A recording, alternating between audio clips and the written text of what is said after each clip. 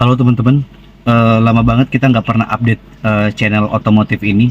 Nah, berhubung saya ada head unit baru, jadi kali ini saya akan nge-review tentang pengalaman saya menggunakan Nakamichi Saga Prime ini yang versi kedua selama kurang lebih 2 bulan. Nah, oke, sekarang saya sudah ada di dalam mobil saya, Jazz GK5. Nah, kamera akan saya switch ke depan biar kalian bisa lihat. Oke, seperti ini. Maaf kalau di depan agak backlight lah. Ini mobilnya saya nyalain dulu. Oke, pintunya kita tutup sedikit biar lebih adem.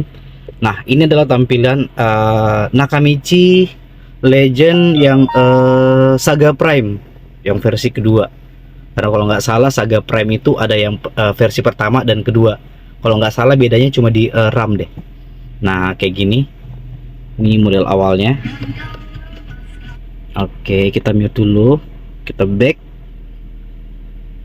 Nah, ini tampilan utamanya. Ini agak backlight ya sebenarnya. Jadi gambarnya nggak terlalu jelas kalau di kamera. Nah, oke. Jadi saya ceritain sedikit ya. Head unit ini saya sudah pakai selama 2 bulan lebih. Overall kalau ditanya untuk fitur apa, ini speknya gini ya.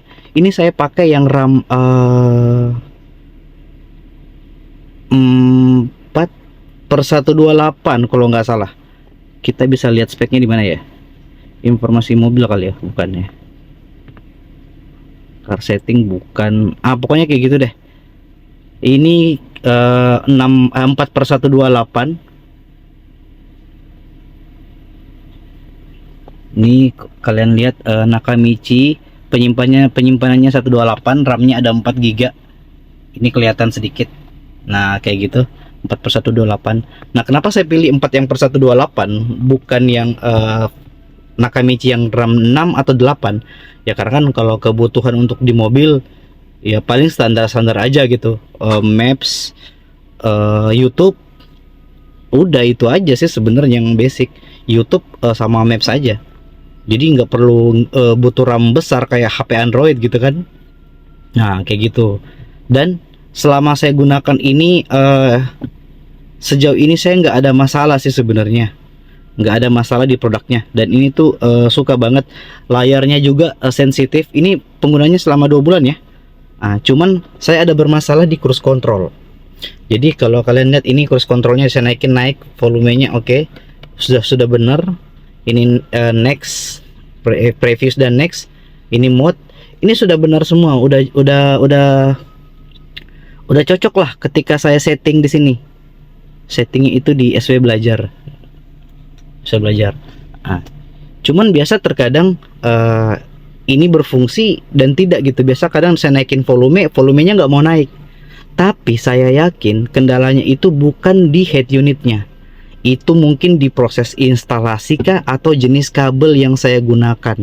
Meskipun menurut saya kabel yang saya gunakan itu semua bagus ya. Tapi entahlah, tapi saya yakin itu bukan di produknya. Nah, kalau kalian lihat ini saya menggunakan ini nih. Saya pakai 10 inch 10,1 plus frame. Jadi ini rata semua nih. Kalau kalian ini rata semua, rapi banget. Kalian lihat, ini 10 inci 10,1 pakai frame Jazz GK5. Oke, jadi bentuknya seperti ini. Ini buat referensi juga buat kalian yang punya Jazz GK5 pengen ngupgrade 10 inch, itu bentuknya seperti ini. Ini tuh nggak ada masalah. Semua masih enak sih dilihat. Ada yang bilang 10 inch kegedean tuh. Ada bagusnya 9 inch. Tapi menurut saya ini is oke lah. Nggak ada masalah. Ini semua juga sudutnya dapat pas. Pas banget kalau menurut saya. Layarnya juga lebih gede. Dan harganya biasanya 10 inch dan 9 inch itu sama. Jadi mending kalian ambil yang besar. Nah, yang saya suka di sini di Nakamichi ini selain sensitivitas layarnya, kecerahannya luar biasa. Karena kan kalau nggak salah ini sudah 2K ya, 2K kecerahannya, sama voice command kayak gini. Ini ada voice command, jadi saya bisa perintah-perintah suara aja gitu. Dan perintah suaranya tuh kalian lihat, sebenarnya saya kemarin sempet dapat sih di mana ya, ada yang perintah suara itu. Nah ya kemarin pokoknya ada deh, kayak contoh sekarang saya kasih perintah suara apa ya, putar video. Kalian lihat dia langsung masuk ke video. Jadi misalkan kita putar ini nih. Kenapa kebanyakan pengguna mobil Agia atau Ayla? Saya mute dulu. Misalkan ini nih, kita putar video nih. Oke. Video berikutnya. Video selanjutnya. Kenapa dia nggak pindah? Karena perintahnya itu harus sesuai dengan yang sudah disetting oleh pabriknya ini. Kayak gitu. Kemarin dapat di mana gitu pengaturannya? Ada sih kemarin saya dapat tuh. Music seperti setelan, radio, instruksi kali ya. Instruksi fungsi wallpaper antar muka, membaca pengaturan, bukan ada tuh kemarin. Ya pokoknya gitu-gitulah. Kayak gini. Ini yang standar tuh kayak gini. Ini yang standar. Nyalakan navigasi, matikan. Itu kan langsung. Kalau kita baca sih langsung akan memerintah. Ini perintahnya tuh kayak gini nih. Ini perintah semua yang kalian bisa baca. Jadi kayak gini. Kalau ini sesuai, head unitnya akan langsung bekerja.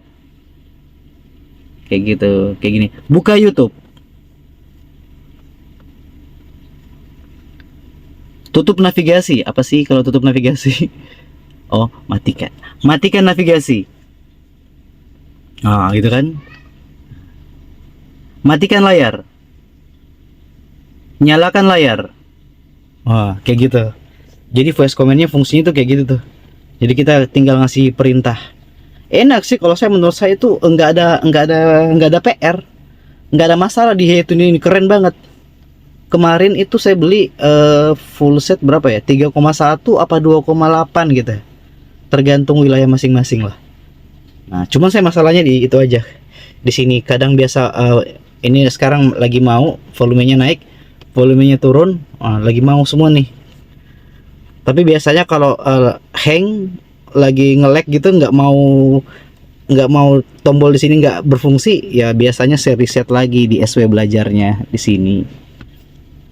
Baru saya mulai belajar, baru saya konekkan satu-satu lagi. Kayak gitu. Jadi kesimpulannya gini, misalkan kalian pengen beli head unit ini Saga Prime ya. Kalian pengen beli head unit ini, menurut saya ya recommended banget lah. Karena alasan saya kemarin sebenarnya saya sudah mau compare. Saya kemarin compare-nya itu ke head unit apa ya? Audio apa gitu. Yang namanya kayak Itali gitu. Nantilah saya kasih di deskripsi. Yang Itali itu sama saya cari referensi head unit yang garansi 1 tahun 2 tahun banyak sebenarnya. Bahkan saya ketemu head unit murah, speknya real. Ini real nih, speknya real beneran, 6 GB per 128. Kenceng banget dan murah banget, setengah harga ini, cuman 1 juta sekian, 1 juta 1,5 1,6 dapatnya RAM 6 GB dan bener-bener real. Cuman alasan saya kenapa nggak ambil head unit tersebut, masalahnya di garansi. Memang garansinya 2 tahun. Cuman setelah saya cari tahu, ternyata nggak ada tempat untuk ngeklaim garansinya. Tokonya nggak ada. Tokonya nggak ada di Indonesia. Tempat untuk kita ngeklaim garansi nggak ada. Jadi percuma kalian beli head unit yang garansi 1 tahun, garansi 2 tahun, real capacity, RAM-nya real, semua mau dicek pakai aplikasi apapun, tapi toko ngeklaimnya nggak ada. Jadi percuma. Jadi garansi 2 tahunnya tuh hanya di atas kertas. Kayak gitu. Jadi saran saya ya carilah, mau garansi dia 1 tahun tapi tokonya ada, distributornya jelas, why not gitu, kenapa enggak? Seperti itu. Oke, sekian video saya, semoga bermanfaat dan maaf kalau ada kekurangan atau salah kata. Oke, terima kasih sudah menonton.